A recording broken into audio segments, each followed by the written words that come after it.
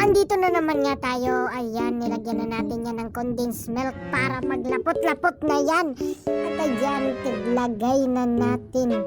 Pagkatapos natin lagyan, ay siyempre, imikos-mikos na yan mga insan. At ayan na, hindi pa siya naluluto, mukhang masarap na. Ito na ang kinalabasan pa kamekos. Pagkatapos magmekos, siyempre, magtutunaw na tayo ng asukal sa ating piglulutuan. At ayan, pinapakita ko pala kung paano siya tunawin. At ito na, maglalagay pa tayo ng buko. O sinasabi pang niyog. At ayan, imimekos-mekos lang natin yan dyan para maging pinakamasarap yan na bulanghoy.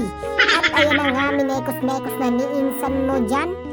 At pagkatapos, pinakita na ang tinunaw na asukal at ang minekos. Pagkatapos yan, nilagay niyan yan ni Ensan. At ayan na, tignan na. Ayan na ang kinalabasan mga insan. Ayan na nga, napakasarap niyan mga idol. At ayan na nga, mukhang mapaparami na naman tayong kain nitong tiradang ito. Ayan na, luto na siya guys. Napakasarap niyan mga insan kasi minikos-mikos yan ng aking mother. At ayan na nga, mukhang titikman niya na ang kanyang niluto.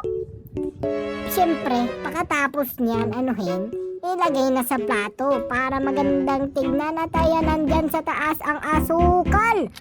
Ayan na nga. Thank you for watching.